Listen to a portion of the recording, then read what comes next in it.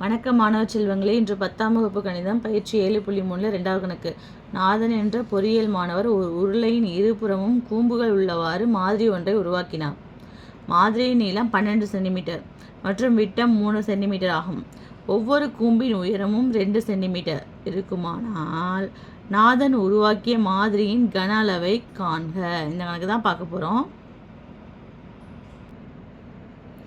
நாதன் உருவாக்கிய மாதிரியோட படம் அது. ஓகேவா?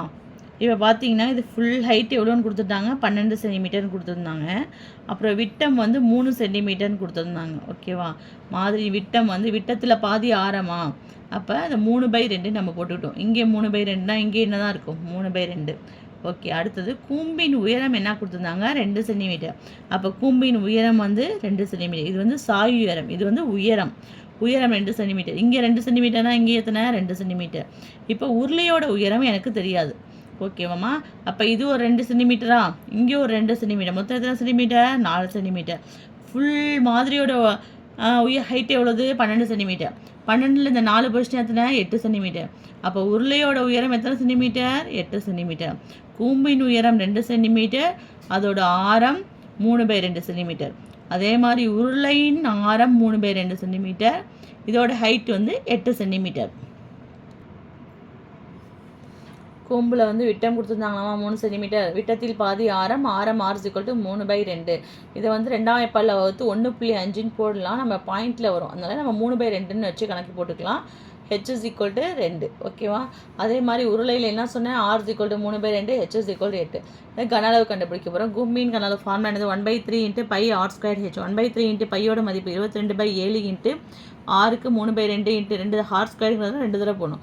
3/2 3/2 2 2 கேன்சல் ஆகிடுச்சு, 3 கேன்சல் ஆகிடுச்சு, 2 11 2 22. மேலே என்ன இருக்குது, 11 × 3. கீழே என்ன இருக்குது, 7. 11 3 33/7. இது 7ஆம் வாய்ப்பால் ஒருத்தானே இருக்குது, 4 7 28. ஓகேவா டீச்சர்? நான் இப்படியே போட்டுக்கிறேன், பாயிண்ட் வச்சு தசமயனில் போடல அப்படின்னு நினச்சிங்கன்னா வெறும் 4 சென்டிமீட்டர் கியூப் அப்படின்னு போட்டுங்க. அடுத்த உருளையின் கன அளவு பாருங்கள், π r²h. பையோட மதிப்பு 22/7. ஆருக்கு 3/2 × 3/2. ஹெச் என்ன கொடுத்துருந்தாங்க, 8. 2 4 8. 2 2 2 4. அப்போ 22 × 3 × 3 × 2/7. 22 3 பேருக்குன்னா 66 2 6/7. 66 6 பெருக்கணும்னா 396/7. இது 7ஆம் வாய்ப்பால் வகுக்கிறோம். 7 35, பேலன்ஸ் மீதி 4. 6 இறக்கியாச்சு, 6 7 42. புள்ளி வச்சு தசமயன், புள்ளி வச்சு 0 சேர்த்து போடலன்னா என்ன ஆன்சர் எடுத்துக்கலாம், 56 சென்டிமீட்டர் க்யூப்னு எடுத்துக்கலாம். இப்போ பாயிண்ட் வச்சு போட்டால் 4.71 சென்டிமீட்டர் க்யூப். அதே மாதிரி இதுக்கு பார்த்தோம்னா 56.57 சென்டிமீட்டர் க்யூப். அதே மாதிரி வச்சா ஃபஸ்ட்டு என்ன இருக்குது, கூம்பு இருக்குது. கூம்பின் கன அளவு எழுதியாச்சு.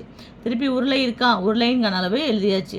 திருப்பி இங்கே என்ன இருக்குது, கூம்பு. இந்த மாதிரியில் அடுத்தது கூம்பு இருக்குது, அந்த அளவு எடுத்து எழுதியாச்சு. எல்லாத்தையும் கூட்டி போட்டாச்சு. இது சென்டிமீட்டர் க்யூப்.